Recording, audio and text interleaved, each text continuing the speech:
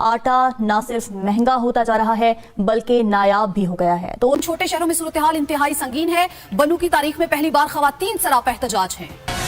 आटे का संगीन बहरान, पूरा पाकिस्तान है परेशान। बन्नू की तारीख में पहली बार खवातीन आटे के हुसूल के लिए घरों से निकल आईं। शिकवा किया, अमीर अंडे पराठे खाएं, हमें आटा भी ना मिले।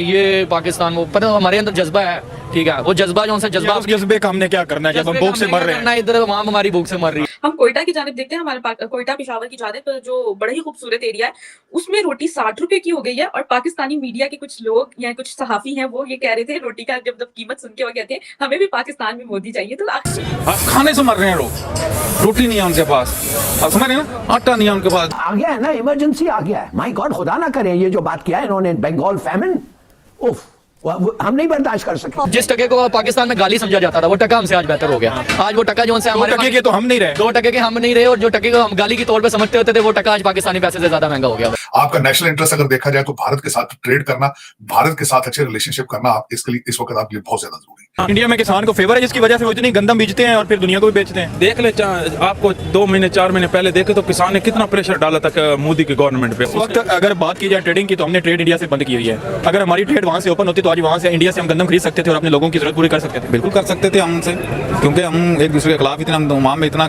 वो बना दिया हुआ है कि वो हमारे दुश्मन है या हम उनके दुश्मन है ना। तो नमस्कार दोस्तों, जय हिंद। दोस्तों, पाकिस्तान अपने सबसे खराब हालात में गुजर रहा है और अगर इसमें कोई पाकिस्तान की सरदर्द का कारण बना अभी तो उसको व्हीट क्राइसिस कहा जाता है। मतलब इसका नाम है गेहूं की किल्लत। और पाकिस्तान में अब गेहूं की किल्लत के होने की वजह से एक रोटी की कीमत 60 रुपया हो गया है। तो आप समझ सकते हैं कि कितना मतलब गेहूं का किल्लत वहां पर होगा। खैबर पख्तूनख्वा बलूचिस्तान में हालात इतने खराब है कि लोग वहां पर एक एक बोरी के लिए मरने मारने पर उतर आए हैं। हालांकि 2 दिन पहले एक लोग का मतलब एक इंसान का मौत भी यहाँ पर हो गया था इस छीना झपटी में। और अगर बात किया जाए तो बलूचिस्तान ने कहा कि हमको 4 लाख बोरी गेहूं हाल फिलहाल में जरूर चाहिए और रिक्वेस्ट किया है लाहौर की और पंजाब की गवर्नमेंट को। जो 1 किलो आटा की कीमत हो गया है 160 रुपया, ये बहुत ही ज्यादा होता है, आप समझ सकते हैं।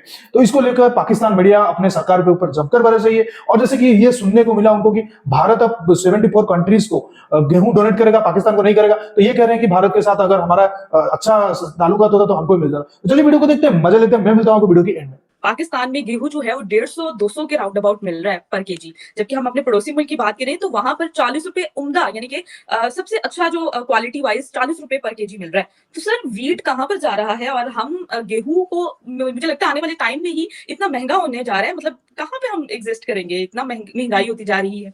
20 किलो का आटा जो है वो तकरीबन 3000 रुपए का हो चुका है और मजीद अभी बढ़ेंगे, क्योंकि आज की जो रिसेंट रिपोर्ट है उसके हिसाब से आपके पास सिर्फ 4.5 बिलियन फॉरेन रिजर्व रह चुके हैं।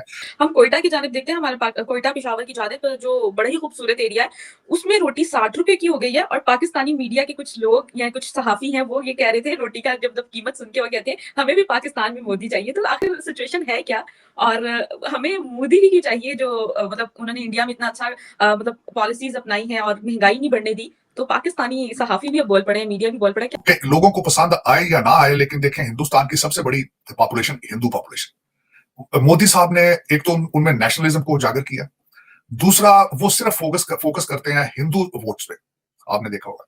और मैं ये वाकई कहूंगा, एक तो ये मॉडर्न इंडिया की बुनियादें जो रखी थी वो नरसिम्हा राव ने रखी थी और मनमोहन सिंह ने रखी थी, और उसके बाद वो कंसिस्टेंट रहे हैं। मेरा ये क्वेश्चन ये होगा, जिन्होंने कहा है कि हमें मोदी चाहिए, उनसे मैं ये क्वेश्चन करूंगा कि आप हमारे पाकिस्तान में देखें, हमारे लीडर कहां से आते हैं, जाते कहां हैं।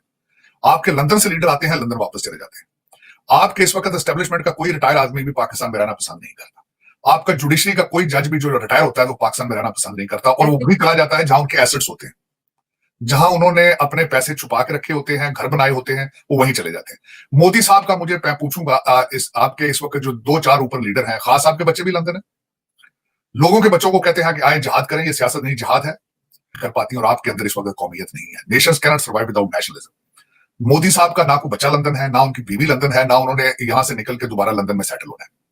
तो सबसे पहले तो मैं जो आपके जो लोग जो कहते हैं कि हमें मोदी साहब जैसा लीडर चाहिए, इस दौरान हम देखते हैं कि हमारा जो पड़ोसी मुल्क जो भारत है, हम उनसे सर अपने ट्रेड क्यों नहीं बहाल कर लेते। वीट उधर इतनी सस्ती है, मेडिसिन भी तो हम उधर से खरीद रहे हैं। हम एक अपनी कश्मीर के इशू को साइड पर रखते हुए जो है वो मामला को क्यों नहीं सॉल्व कर लेते। या आपका नेशनल इंटरेस्ट अगर देखा जाए तो भारत के साथ ट्रेड करना, भारत के साथ अच्छे रिलेशनशिप करना इसके लिए इस वक्त आपके लिए बहुत ज्यादा जरूरी है। तो पड़ोसी देश जो है वो गंदम वीट जो है वो एक तो खुद प्रोड्यूस कर रहा है, दूसरा अभी जो है मोदी ने एक ऐलान किया कि हम 74 कंट्रीज को जो है वो एक्सपोर्ट भी कर सकते हैं। लेने के लिए लोग हैं वो दर बदर फिर रहे हैं, मर रहे हैं। गंदम हमारी जो है, हम भी कहते हैं जी हम भी एक ज़राई मुल्क हैं, लेकिन हमारी गंदम कहाँ जा रही है कोई समझ नहीं आ रही। और अगर उनको देखा जाए तो वो 74 कंट्री को और भी एक्सपोर्ट कर सकते हैं। सबसे पहले तो मैं यही कहूँगा कि भाई यहाँ पर गरीब का बच्चा जो है, गरीब का बच्चा यहाँ पर रोटी के लिए मरता है, ठीक है, रोटी के लिए चोरियां करते हैं, डकैतियां डालते हैं, ठीक है। गंदम की बात की जाए तो हम अपने आप को ज़राई मुल्क कहते हैं, इंडिया भी ज़राई मुल्क है। ज़राई मुल्क वो 74 कंट्रियों को जो है वो अपनी गंदम अब एक्सपोर्ट करने जा रहा है, इस पे क्या कहना चाहेंगे? बस इस पे मैं यही कहूँगा डूब जाने का मुकाम है हमारे लिए, यही कह सकते हैं, क्योंकि हमारा जो मुल्क था एक बहुत अच्छा उन लोगों का 2014 में 2015 में पाकिस्तान बहुत ज़्यादा गंदम एक्सपोर्ट करता था, अराउंड उन लोगों ने एक मतलब पहले के दूसरे नंबर पे आ गया हुआ था हमारा मुल्क। और अब देखोगे जी हम बाहर से अफगानिस्तान से हमारे लिए आटा आ रहा है, हम अफगानिस्तान से बाहर की कंट्री से वो एक्सपोर्ट हो रहा है। और इंडिया जो है वो 74 कंट्रियों को देने के आइल हो चुका है। आज देखोगे इंडिया के पास हमसे 16 गुना ज़्यादा गया, 17 गुना ज़्यादा उनके पास हमसे ज़्यादा उनके जो है ना जो सरमाए हैं जो उनके साथ। और सुनने में आया शायद आई थिंक वो क्या नाम लेते हैं उनका जो हमारा उनका रुपया भी हमसे ज्यादा हो गया। वो तो बहुत ज्यादा, अगर डॉलर की बात की जाए तो उनका तो बहुत ज्यादा आगे जी। और जिस टके को पाकिस्तान में गाली समझा जाता था वो टका हमसे आज बेहतर हो गया। आज वो टका जो उनसे हमारे 2 टके के तो हम नहीं रहे, 2 टके के हम नहीं रहे, और जो टके को हम गाली के तौर पे समझते होते थे वो टका आज पाकिस्तानी पैसे से ज्यादा महंगा हो गया। तो अगर हमारे और इंडिया के हालात अच्छे होते तो आज हम इंडिया से गंदम ले सकते थे और अपनी आवाम को आटा दे सकते थे, बहुत कुछ कर सकते थे। अगर इंडिया से हम फल सब्जियां, वहाँ के टमाटरों की कितनी अच्छी सब्जियां वहाँ पर कितनी अच्छी बनती है, सब कुछ हो सकता था। पर यही हो गया कि भाई हमारी जंगें हैं, हम कहते हैं कि ये पाकिस्तान वो, पर हमारे अंदर जज्बा है, ठीक है, वो जज्बा जो उनसे जज्बा, उस जज्बे का हमने क्या करना है जब हम भूख से मर रहे हैं, इधर वहाँ हमारी भूख से मर रही है, ठीक है, उस जज्बे का हमने अगर हमारी और इंडिया की ट्रेड जो है वो होती तो आज हम उनसे वीट ले सकते थे। और अपने जो हमारे मुल्क में किल्लत हुई पड़ी है वीट की, लोग आटे के लिए, वो आपने न्यूज़ भी सुन ली होगी कि बंदा जो है वो गरीब एक आटे का थैला लेने के लिए भगदड़ में आगे मर गया।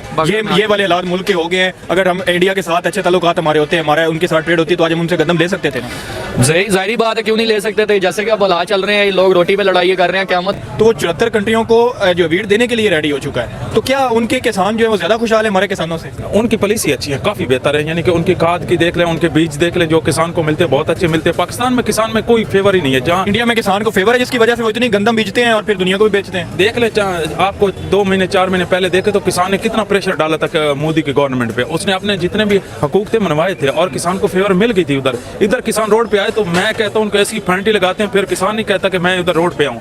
तो हमारे पास अगर ज़रात है तो हम तो फिर आटा देने के काबिल भी नहीं रह गए, हम तो अपने लोगों को आटा देने के काबिल नहीं रह गए कि लोगों बाहर दुनिया को हमने क्या एक्सपोर्ट करना है, और वो 74 कंट्रीज को एक्सपोर्ट करने के लिए रेडी हो पड़े। भाई ये जमीन तुम्हारे पास है, ऊपर उसके सिस्टम नहीं है।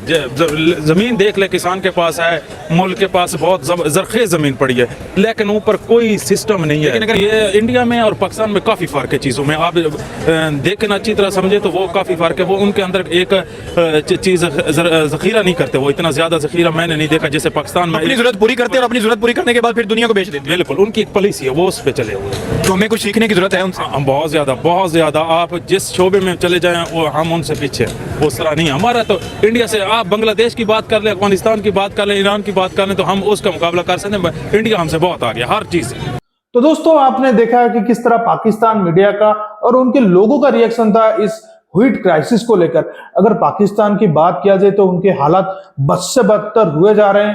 हालांकि ये लगे पड़े हैं कैसे आईएमएफ में से कुछ पैसा मिल जाए, हमारी बाढ़ को लेकर कुछ हमको रिलीफ मिल जाए, लेकिन वो जो रिलीफ तो मिलेगा ही मिलेगा, लेकिन ये सब जो हालात एक एक करके बिगड़ रहे हैं, आज रोटी की कीमत में हो रही है, कल वेजिटेबल्स की कीमत बढ़ेंगे और दूसरे दिन चावल की कीमत बढ़ेंगे, तो पाकिस्तान कितना रोक सकेगा इनका?